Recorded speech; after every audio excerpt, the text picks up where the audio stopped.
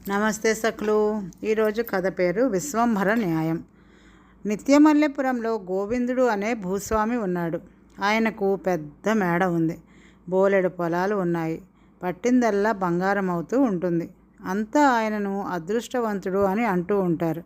కొంతకాలానికి ఆ ఊరికి గోపాలుడు అనే ఆసామి వచ్చాడు. ఆయనకు ఆస్తి లేదు, కానీ విద్యాధికుడు.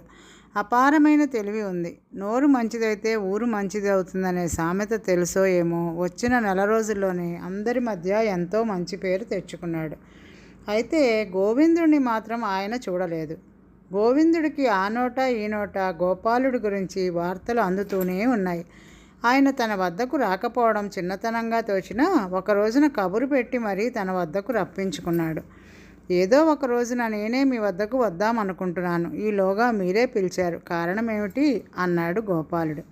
మీరు డబ్బు ఇబ్బందుల్లో ఉన్నారని తెలిసింది. ఆత్మాభిమానం ఉన్నవాళ్ళు నోరు తెరిచి అడగరు కదా. ఆత్మీయతను కోరేవాడిగా నేను మీకు ఒక సహాయం చేద్దాం అనుకుంటున్నాను. నా డబ్బు తీసుకుంటే మీకు నా అదృష్టం అంటే అచ్చి వస్తుంది అని చెప్పాడు గోవిందుడు. గోపాలుడు ఆయనకి 2 చేతులు జోడించి నమస్కరించి ఆత్మీయుడిలా మాట్లాడారు. ఎంతో సంతోషంగా ఉన్నది. ఇక మీదట మనం ఒకరినొకరు మాటలతో మన్నించుకోవద్దు, నువ్వు అనుకుందాం అన్నాడు. గోవిందుడు తల ఊపాక, నేను నా అదృష్టంతోనే పైకి రావాలని కోరుకునే మనిషిని, కాబట్టి నీ డబ్బును తీసుకోను. మనం మాత్రం డబ్బు ప్రసక్తి లేకుండా ఎప్పటిలాగే ఆత్మీయుల్లా ఉందామన్నాడు గోపాలుడు. అందుకు సరే అన్నాడు గోవిందుడు. మొదట గోపాలుడు తన కుటుంబంతో సహా అద్దె ఇంట్లో దిగాడు. 2 సంవత్సరాలు గడిచేసరికి సొంత ఇల్లు కొన్నాడు. ఇంకొక 2 ఏళ్లలో 5 ఎకరాల పొలం కొన్నాడు. క్రమంగా డబ్బు పోగు చేశాడు. 10 ఏళ్ళు గడిచేసరికి గోవిందుడికి సాటి వచ్చేటంత ధనవంతుడు అయ్యాడు. తనకు ఏ శుభం జరిగినా గోపాలుడు గోవిందుడికి చెబుతూ ఉండేవాడు. ఆయన విని ఊరుకునేవాడు తప్ప సంతోషం వెలిబుచ్చేవాడు కాదు. ఒకవేళ గోపాలుడు తనకంటే అదృష్టవంతుడిని అని అనుకుంటున్నాడేమో అన్న అనుమానంతో తనకు జరగని శుభాలు కల్పించి చెప్పేవాడు. వాటిని విని గోపాలుడు బ్రహ్మానందపడేవాడు. గోపాలుడు తరచుగా దూర ప్రాంతాలకు వెళ్ళి పండిత సభలలో పాల్గొని డబ్బు సంపాదించేవాడు. ఆయనకి అఖండమైన పండితుడు కావడంతో నానాటికి ఆదాయం పెరగసాగింది. తన గురించి అట్టే ఎక్కువగా చెప్పుకునే అలవాటు గోపాలుడికి లేదు. అందువల్ల ఆయన సంపాదన గురించి అందరూ తలో రకంగా చెప్పుకునేవారు. వీలున్నంత వరకు గోవిందుడు కూడా గోపాలుడి గురించి చెడుగా అనేవాడు. ఇలా ఉండగా ఒక రోజున నిత్యమల్లెపురానికి రాజదూత వచ్చాడు. గోపాలుణ్ణి మహాపండితుడిగా గుర్తించి సన్మానం చేయాలి అనుకుంటున్నాడు రాజు. వారం రోజుల్లో బోయీలు బంగారు పల్లకితో రానున్నారు. ఈ వార్త ఊరంతా పెద్ద విశేషంగా చెప్పుకున్నారు. ఒక్కసారిగా ఊళ్ళో గోపాలుడికి గౌరవం పెరిగింది. ఆయన స్వయంగా ఈ శుభవార్తను గోవిందుడికి చెప్పాడు. ఆయన ముఖం మార్చుకుని, నాకు తలనొప్పిగా ఉంది అని లోపలి గదిలోకి వెళ్ళిపోయాడు. ఆయన ప్రవర్తనకు గోపాలుడు కొంచెం ఆశ్చర్యపడినా అది తనకు కొత్త కాదు కాబట్టి గోవిందుడి స్వభావం అంతేలే అని సరిపెట్టుకున్నాడు. బంగారు పల్లకి వచ్చిన రోజున ఊరందరూ గోపాలుడిని పొలిమేర దాకా సాగనంపారు. గోవిందుడు అస్వస్థతగా ఉందని వెళ్ళలేదు. రాజధానిలో గోపాలుడికి ఘన సన్మానం జరిగింది. రాజు ఆయనతో, అయ్యా, నిత్యమల్లెపురానికి ఇంతవరకు గ్రామాధికారి లేడు. పక్క ఊరి అధికారే 2 ఊళ్ళ వ్యవహారాలు చూస్తున్నాడు. ఇక మీదట ఆ ఊరికి మీరే అధికారి అన్నాడు. గోపాలుడు తల అడ్డంగా ఊపి, మహాప్రభు, పాండిత్యం వేరు, పాలనా సామర్థ్యం వేరు. నిత్యమల్లెపురంలో నా ప్రియమిత్రుడు గోవిందుడు ఉన్నాడు. ఆయన సమర్థుడే కాక అదృష్టవంతుడు కూడా. ఆయన పాలనలో ప్రజలు సుఖపడతారు. ఆయన అదృష్టవంతుడు కనుక ఊరికి అదృష్టం కలిసి వస్తుంది అన్నాడు. రాజు దీనికి ఒప్పుకొని వెంటనే పత్రం రాయించి గోపాలుడినే స్వయంగా మిత్రుడికి అందచేయమన్నాడు. ఈ వార్త గోపాలుడి కంటే ముందుగా నిత్యమల్లెపురం చేరింది. ఊరి వాళ్ళు గోపాలుడి నిస్వార్థపరత్వాన్ని మెచ్చుకున్నారు. అయితే కొందరు మాత్రం, గోవిందుడు మనిషి మంచివాడే కానీ నోటి దురుసు ఎక్కువ, గోపాలుడే అధికారి అయ్యుంటే బాగుండేది అనుకున్నారు.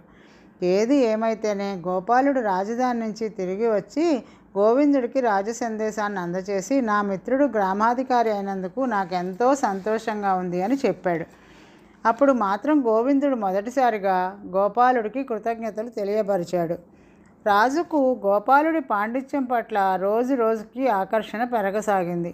ఆయన తరచూ గోపాలుడిని రాజధానికి రప్పించుకునేవాడు. వెళ్ళినప్పుడల్లా గోపాలుడు గ్రామస్తుల సమస్యలు ఏమైనా ఉంటే రాజుకి చెప్పేవాడు. ఆయన వెంటనే వాటికి పరిష్కార మార్గం చూపేవాడు. ఈ వార్త మోసుకుని సంతోషంగా గోవిందుడికి చేరవేస్తే ఆయన గోపాలుడి వంక గుర్రుగా చూసి, గ్రామ సమస్యలు రాజుకి నువ్వెందుకు చెప్పాలి? ఈ గ్రామానికి నువ్వా నేనా అధికారిని? సరే, జరిగిందేదో జరిగిపోయింది. మరొకసారి నువ్వు ఇలా చేస్తే నేను నా పదవిని విడిచిపెట్టేస్తాను అన్నాడు. ఎవరి వల్లనైతేనే ఊరికి మేలు జరిగితే అధికారి సంతోషించాలి కదా. నువ్వు కూడా నన్ను ఉపయోగించుకుని నీ అవసరాలు రాజు నుంచి తీర్చుకో అన్నాడు గోపాలుడు.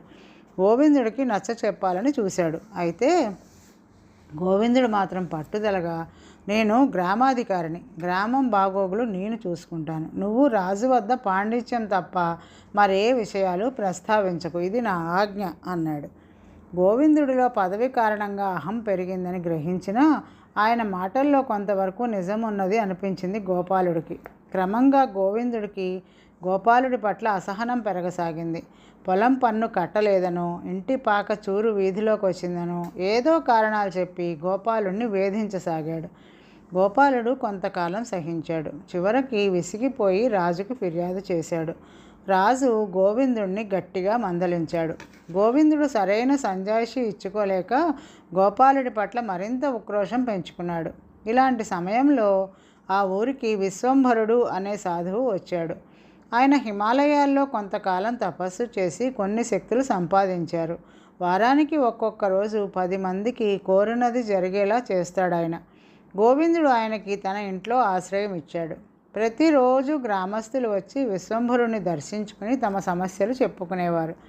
ఆయన వాళ్ళు చెప్పింది శ్రద్ధగా విని వారిలో కొందరిని ఎన్నుకుని వారంలో ఒక రోజున కోరికలు తీర్చేవాడు.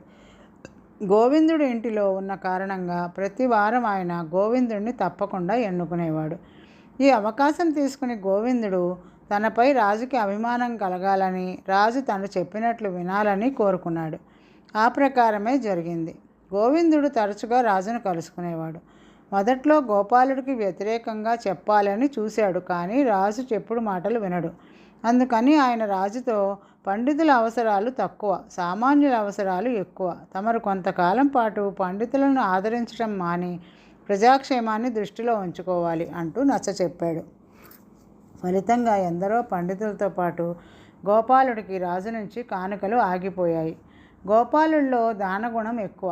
ఆయన వైభవంగా జీవిస్తూ 10 మందికి సహాయపడుతున్నాడు. రాజు నుంచి కానుకలు ఆగిపోగానే ఆయన సంపద కరిగిపోసాగింది. కొందరు ఆయన స్థితికి జాలిపడి, విశ్వంభరుణ్ణి వేడుకోండి, మళ్ళీ మీకు రాజ ఆదరణ లభిస్తుంది అన్నారు. విశ్వంభరుడి శక్తి గురించి గోపాలుడు విని ఉన్నాడు, కానీ ఆయనకి అద్భుత శక్తుల మీద నమ్మకం లేదు. అందువల్ల తన బాధల గురించి చెప్పుకుందామని రాజధానికి వెళ్ళాడు. అయితే ఆ సరికి రాజుకు గోవిందుడి మాటలు బాగా తలకెక్కి ఉన్నాయి.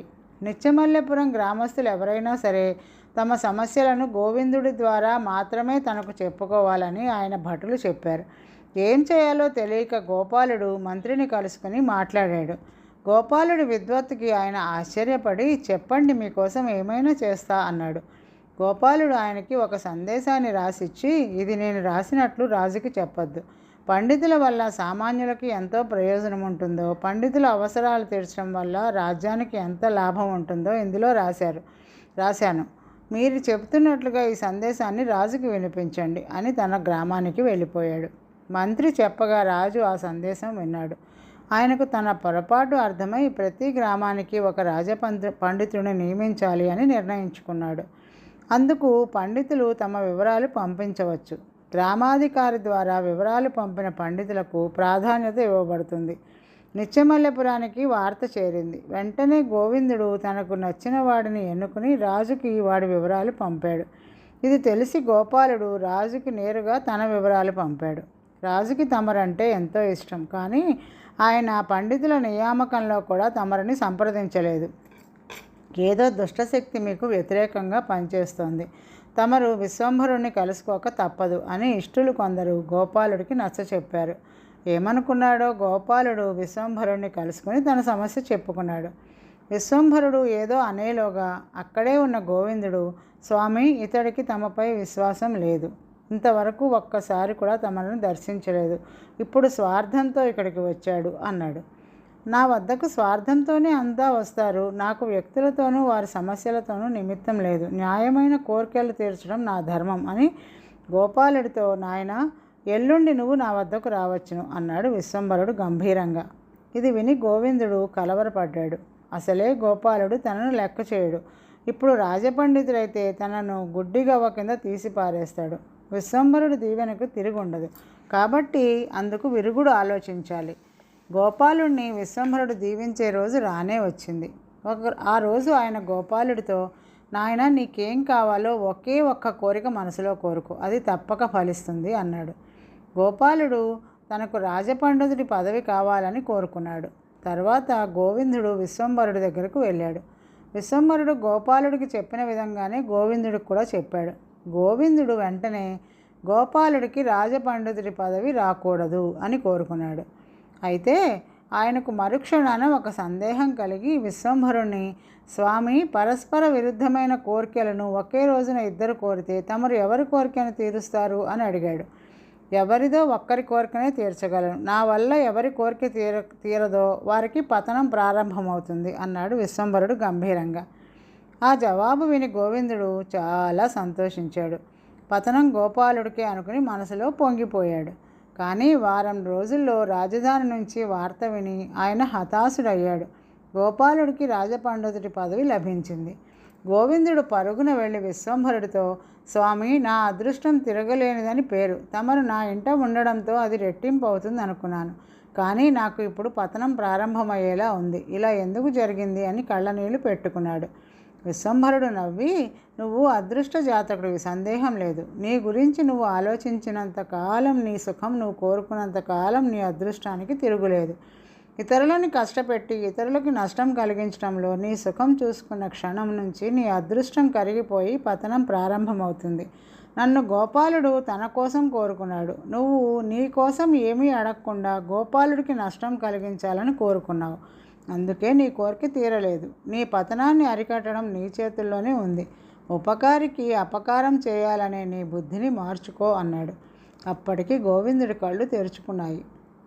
ఆయన గోపాలుడితో మిత్రభావంతో మసలి కలకాలం మనశ్శాంతితో సుఖంగా జీవించాడు.